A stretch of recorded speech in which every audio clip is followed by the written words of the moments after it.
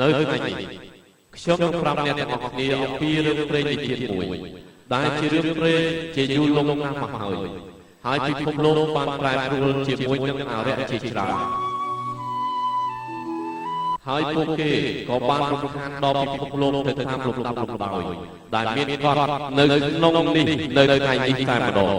សិភៅមេឃជាមួយក្បាលនិងបិចលើកស្ទួយមួយដើមនោះគឺបាននាំយកមកពីបិសាចនៅក្នុងសិភៅបិសាចគឺល្អមែនទេគេបានចេញទៅនៅក្បែរនេះហើយចុះបិសាចអាក្រក់នោះអញ្ចឹងជើងក៏បបាយវាចូលទៅក្នុងគុកហើយទទួលយកតនកម្មនៃរទះហើយបោះចូលទៅក្នុងភ្លើងរំលាយរលឹកហើយបោះចូលទៅក្នុងនោះហើយប្រលឹងនឹងត្រូវបែកតិចទីមិនរស់ឬការតទៅទៀតនោះទេអ្នកប្រាជ្ញាម្នាក់នេះគាត់បានទៅគ្រប់ទីកន្លែងហើយបិសាចទាំងអស់នោះសិតតែភ័យខ្លាចចំពោះគាត់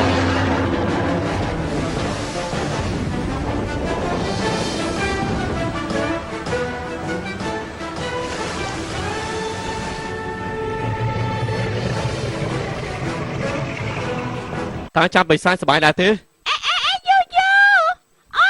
នេះពិតសប្បាយអ្វីបន្តិចសោះហើយ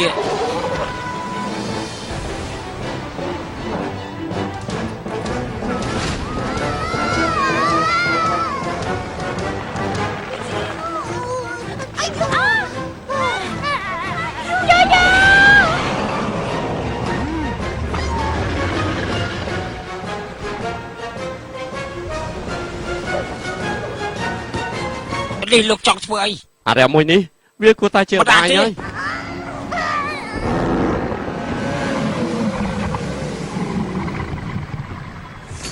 យើងនឹងយ៉ាងឋានសួគ៌ហើយនៅផែនដី